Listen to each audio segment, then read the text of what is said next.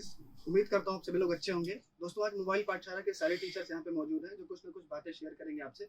मेरे right hand में बिल्कुल बैठे हुए हैं विशाल सर, जो आपको जनरल स्टडीज पढ़ाते हैं। लेफ्ट हैंड में मेरी आकांक्षा मैम बैठी हुई हैं, इंग्लिश पढ़ाती हैं, इन्हें तो आप जानते होंगे।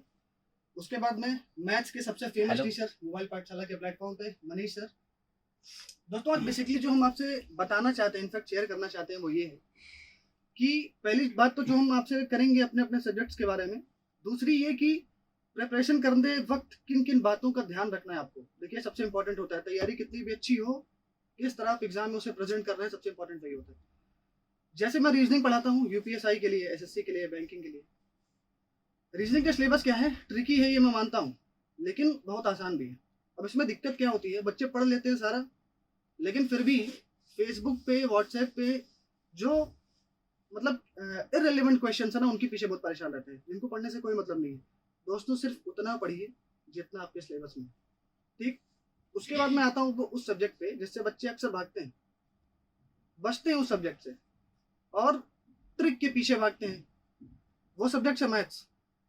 तो मैं चलूंगा मनीष सर के पास और उनसे सबसे पहले मैं ये जानना चाहूंगा कि सर, जब बच्चे प्रिपरेशन करते हैं मैथ्स की, मैंने देखा है बहुत सारे बच्चे हैं ऐसा जो भागते हैं।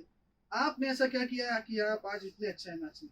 क्या शुरुआत में आपको भी डर था maths? Thank you Vishal sir, और बहुत अच्छा सवाल पूछा है। असल में जो जो सबसे बेसिक चीज होता है जब बच्चा तैयारी में आ रहा होता है, तो यही चीज होती है कि वो एक्चुअली करे क्या।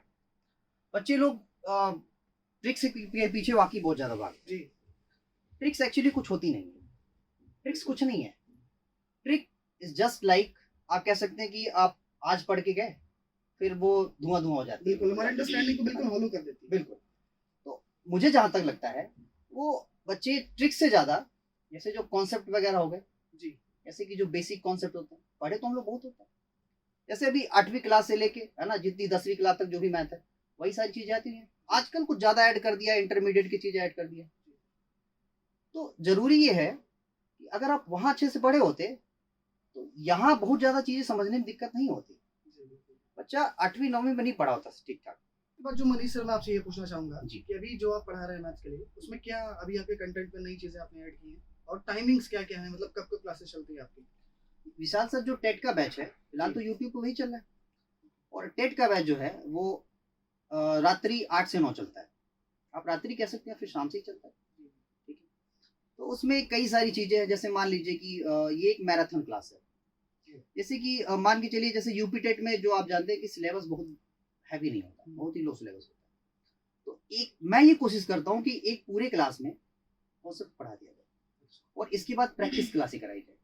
एक बार जब पूरा, एक तरह से कह सकते हैं कि पूरा मैथमेटिक्स, यानी कि जो यूपी टेट पे पेपर में आता है, वो जब एक बार पूरा कंप्लीट हो जाएगा ना, तो एक बार पूरा का पूरा, जैसे होता नहीं कि एक कहते हैं कि सारांश, वो सारांश एक बार लेंगे, और इसके बाद प्रैक्टिस क्लासें, प्रीवियस ईयर पेपर, ये सारी चीजें मिलेंगी। तो उम्मीद करता हूँ इससे बहुत हेल्प मिलेगी हमारे स्टूडेंट्स को। तो अभी दोस्तों, मैं आना चाहूंगा आकांक्षा मैम के ऊपर। तो आकांक्षा मैम आपको बताएंगी इंग्लिश के बारे में थोड़ा, कि वो क्या कर रही हैं इस वक्त अपने वीडियोस में, कैसे पढ़ा रही है। तो मैम कुछ बताइए बच्चों को। हाय स्टूडेंट्स, मैं आपकी यूपी टेट की क्लास ले रही हूँ मोबाइल पाठशाला की यूट्यूब चैनल पर। आपको 6 PM से मेरी क्लास मिल जाया करेगी, और मैं क्लास में आप लोगों को क्वेश्चंस प्रैक्टिस करा रही हूँ जो प्रीवियस ईयर के हैं, और मैं उनके साथ में उनकी थ्योरी भी एक्सप्लेन करती हूँ। तो आप लोगों को काफी हेल्प होगा अगर आप 6 PM से मेरी क्लास को अटेंड कर रहे हैं। और मेरा गाइस कोर्स है एसएससी सीजीएल का और बैंकिंग का। मोबाइल पाठशाला की वेबसाइट पे गाइस बहुत हेल्प करेगा। वो सारे जो मेरे कोर्सेज हैं वो आपके न्यू पैटर्न पर सारे बेस्ड हैं, तो आप लोगों को वो कोर्सेज एक्सेस करने चाहिए। उन कोर्सेज के साथ सारे जो है आपके मटेरियल्स हैं, यानी कि आपको कंप्लीट हेल्प मिलेगा इसके लिए। तो आप सभी को मेरे कोर्सेज को एक्सेस करना चाहिए, और मेरी जो क्लासेस होती हैं काफ़ी ज़्यादा उनको आप रिलेट कर पाएंगे, क्योंकि मैं सारी चीज़ों को बहुत ही प्रैक्टिकल एग्जाम्पल से आपको समझाती हूँ। क्योंकि इंग्लिश एक लैंग्वेज है, तो प्रैक्टिकल एग्जाम्पल्स काफ़ी ज़्यादा इंपॉर्टेंट होते हैं।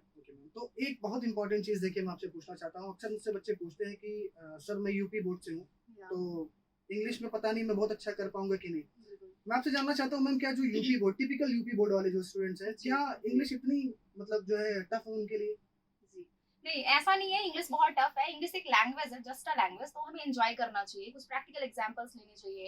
एंड मोरेओवर सर, प्रॉब्लम होती है स्टूडेंट्स को वोकैबुलरी में। सो वोकैबुलरी हाँ टफ होती है, मैं बोल सकती हूँ। कुछ ऐसी वोकैबुलरीज होती हैं जो सिनोनिम इंटोनिम काफी टफ हो जाता है, तो इसके लिए एक बहुत ही अच्छा एक तरीका होगा कि अगर आप वर्ड्स को आप थोड़ा सा कॉन्टेक्स्ट से रिलेट करके पढ़े तो काफी हेल्प होगा आपको। मतलब वर्ड्स को स्टेटमेंट में यूज करके यस, पढ़ लें बिल्कुल तो बिल्कुल, हाँ, जी अगर जी आप उनको कॉन्टेक्स्ट से रिलेट करके, प्रैक्टिकल एग्जांपल से रिलेट करके आप उनको अगर पढ़ रहे हैं तो वो काफी ज्यादा तक आपको मतलब याद रहेंगी। तो ये एक अच्छा तरीका है। और जो हमारे टिपिकल यूपी स्टूडेंट्स हैं, यूपी बोर्ड के स्टूडेंट्स हैं, उनके लिए मैं कहना चाहूंगी कि English just a language, enjoy करिए। मेरी क्लास में भी मैं यही करती हूँ, बहुत एंजॉय करके क्लासेस में लेती हूँ और सभी सारी चीजें बहुत ही रिलेटेबल आप लोग के लिए लगेंगी अगर आप मेरी क्लासेस को एक बार अटेंड करेंगे। तो 6 PM से मेरी क्लास होती है मोबाइल पाठशाला के यूट्यूब चैनल पर। और मेरे गाइस जो बैंकिंग के, SBI, IBPS PO और क्लर्क के जो मेरे कोर्सेज हैं और SSC सीजल के जो कोर्सेज हैं गाइस, आपको काफी हेल्प करेंगे। तो एक बार उन कोर्सेज को आप एक्सेस करें। बाकी अपनी क्वेरीज इस वीडियो के कमेंट सेक्शन में मुझे लिख करके जी भेजिएगा। जी बिल्कुल मैम। और अभी देखिए हम चलेंगे सबसे खास जो हमारे फैकल्टी हैं यहाँ के, वो है विशाल सिंह सर। तो अभी आप उनसे हम जानेंगे उनकी क्या स्ट्रेटेजी है अपने वीडियोस को लेके, क्या पढ़ा रहे हैं वो, क्या नया दे रहे हैं बच्चों को। अभी जल्दी हमसे जुड़े हैं ये। तो विशाल सर प्लीज आप बच्चों को बताइए, इतना ब्रॉड सिलेबस है मतलब। देखिए दोस्तों, मेरा सब्जेक्ट है वो जनरल स्टडीज़ का है और जनरल स्टडीज़ का सिलेबस बहुत ही बड़ा है। इसके अंतर्गत आपका हिस्ट्री, ज्योग्राफी, पॉलिटी, ये सारे सब्जेक्ट्स आ जाते हैं और इनमें बहुत सारी चीज़ें होती हैं। तो इनको कैसे ख़त्म किया जाए? तो दोस्तों इन्हें ख़त्म करने का एक ही तरीका है कि आप पहले एक सब्जेक्ट पे फोकस करके धीरे धीरे उसमें आगे बढ़ें। दोस्तों जैसे आप खाना खाते हैं और खाने की थाल पूरी गर्म खाने से भरी होती है तो आप बीच में हाथ नहीं डाल सकते, इसीलिए आप उसको साइड से धीरे धीरे करके खाना शुरू करते हैं तब वो पूरा खत्म होता है। बिल्कुल सही कहा तो आपने। इस तरह से आप जो है मतलब आगे बढ़ सकते हैं, इस तरह से पढ़ाई कर सकते हैं। दोस्तों मेरी क्लासेस सुबह 8 बजे से शुरू होती हैं और अगर आपको जीवन में सफलता प्राप्त करनी है तो आप सुबह उठने की आदत जरूर बनाइए अपने जीवन में।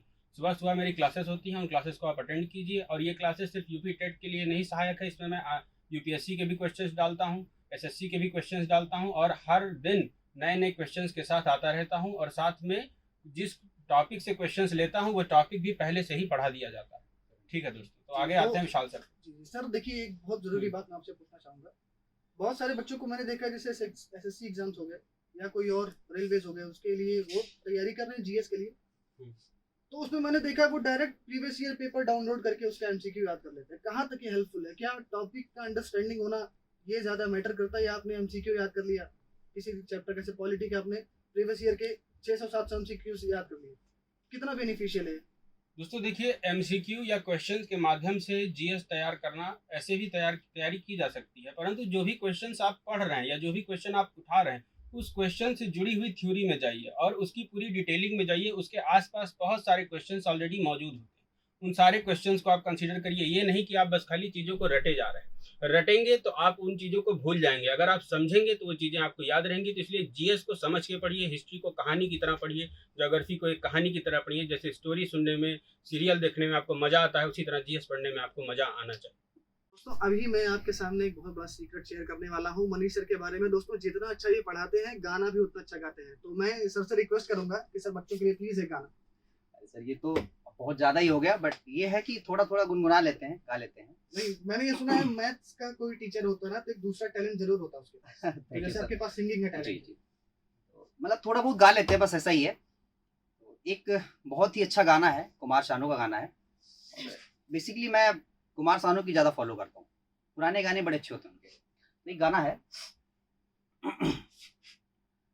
अगर मैं बता दूं मेरे दिल में क्या है, कहीं मुझसे दामन छुड़ा तो न लोगे, अगर बढ़ गई है बेताबियां तो।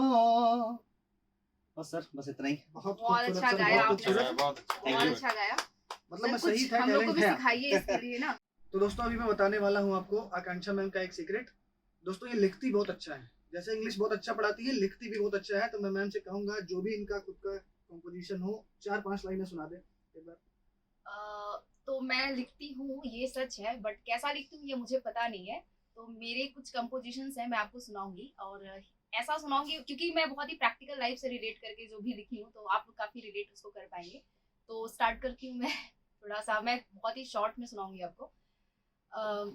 शहर जाकर तो नहीं पढ़ेगी बापू का था कहना, और जरूरत है भी क्या जब तुझे गाँव में रहना। मेरे यहाँ नहीं चलती है माने झाड़ा पल्ला, यूं ही बड़ी बहन की चिंता मत कर तू छोटी हल्ला, परेशान ना कर तू छोटी करनी अभी बड़ी की शादी, तुझको आगे और पढ़ाना लगती महत समय बर्बादी। तो इसके आगे का, क्योंकि पोएट्री काफी लंबी है, तो इसके आगे का मैं फिर कभी आपको सुनाऊंगी। तो आप सीरियसली please- मतलब बहुत बहुत बहुत बहुत अच्छा अच्छा। आपने लिखा Oh, है thank you बढ़िया so लिखा। much। और लाइफ की जो एक मतलब जिसको कहते हैं डैम ट्रुथ, उसको हम्म, आपने जो है प्रेजेंट किया है। अच्छा, लिखने से मुझे याद आया दोस्तों, विशाल सर भी बहुत अच्छा लिखता है, तो मैं सर से कहूंगा सर आप भी अगर 4 लाइनें जो आपने लिखी वो सुना दे। ठीक है। सबका है एक गंतव्य यहाँ, पर पंथ सभी के किंतु पृथक, चलने का नाम ही है जीवन, हो डगमे कितने ही कंटक। तो दोस्तों ये कुछ मोटिवेशनल पंक्तियां थी जो मैंने खुद लिखी हुई हैं, और कविता हमारी काफ़ी लंबी है, तो इसलिए आगे जो है कभी बताएंगे। जी बिल्कुल, टाइम की थोड़ी सी कमी है, नहीं तो फिर अभी आपको और सुनने को मिलता। दोस्तों आज दशहरे की छुट्टी थी, तो हमने सोचा कि आपके लिए एक ब्लॉग शूट किया जाए, क्योंकि जनरली जो हमारी आपकी मुलाकात होती है मोबाइल पाठशाला के प्लेटफॉर्म पे, टीचर आते हैं, पढ़ाते हैं, फिर चले जाते हैं, तो कोई इंटरेक्शन आपसे नहीं हो पाता। तो इसीलिए हमने सोचा था कि आज थोड़ा सा आउट ऑफ द टॉपिक बातें की जाए आपसे। दोस्तों अगर आपको कोई और भी प्रॉब्लम है अपने स्टडी को लेके, तो आप नीचे कमेंट बॉक्स में हमें बता सकते हैं, हम कोशिश करेंगे कि उसको सोल्यूशन आपको जल्दी से जल्दी दें। उम्मीद करता हूँ ये ब्लॉग आपको पसंद आएगा दोस्तों। तो हैप्पी दशहरा, मिलते हैं आपसे हमारे अगले वीडियोस में। Thank you.